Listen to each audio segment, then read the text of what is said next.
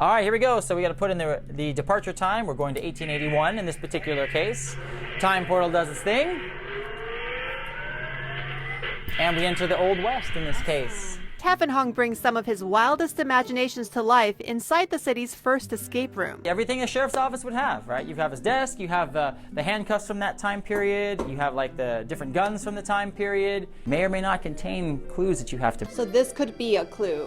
It could be, yeah. It's a creative person's dream to imagine a world in your mind, then knock down walls and literally build it from the ground up. The creative process for an escape room takes anywhere from like a month to 5 months. So this is very festive. Yeah, so you're in Santa's office right here. Has his fireplace, he has desk and stuff. He's obviously out right now, he's not in. He writes all staff emails too? He does, he writes his interpolar memorandums and things like that. Tafan took a leap of faith by opening 3 escape room locations across the South Bay. He says a seasonal maze at his martial arts studio in Torrance inspired him. We did every Halloween for the last 10 years a maze throughout the studio called Revenge of the Ninja Maze. And so we would take the whole inside of the studio basically and turn it into like a Halloween scary kind of thing. We would get 1,000 people a night coming through there for like the 3 nights we did it. And so I thought I love doing that kind of stuff, putting things on for people to enjoy, creating things for people to enjoy. The serial entrepreneur has a background in low-voltage contracting, which helps him to power complex rooms like these using countless wires and switches. If you were to trigger something in the escape room over there, it would kind of trigger one of these relays.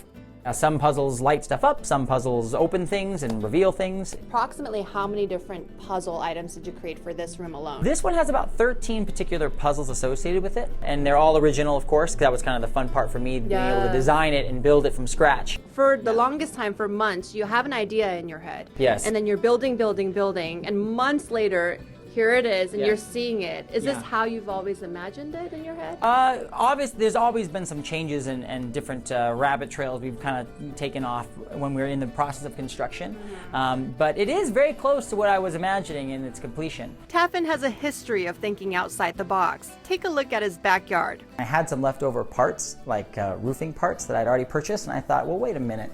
What could I do with this? I know! Okay, and I thought, I'll just build a pirate ship for the kids in the back. Shasta Hong says she's noticed her husband's unique talent early on. So we started dating when I was 19, and I know that he was very hands-on with projects, and he would make his own knives, and he would make all these different gadgets. It was a little weird. It wasn't, but maybe that was what attracted me to it, right? The couple came to the South Bay in 2005 to set down roots, in more ways than one. And we had just moved to Torrance, and he was driving down Hawthorne and found a space for lease, and he called me and said, Shasta, I want to rent this space. But I always had a passion for martial arts, and so I was always looking to find a location to open that and teach ninjutsu. And I was kind of like, what? What do you mean? We're not ready. Ready or not, they opened their martial arts studio in December of 2005. We just kind of dove in right away, not knowing what we were doing when it came to the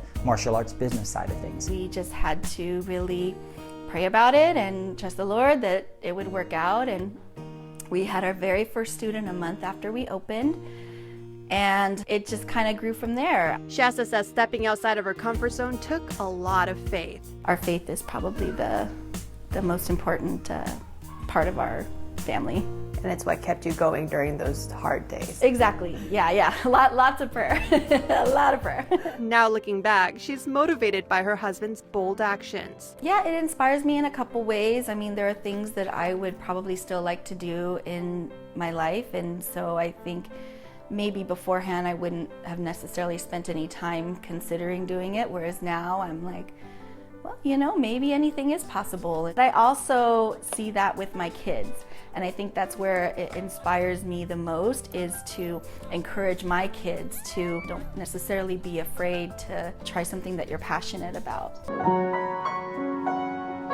And like his wife, Tafan's commitment to his faith has also played a large role in his life, especially when it comes to keeping his priorities straight. Certainly I could get much closer to my next level of achievement, should I say, if I were to kind of put the family in the rearview mirror.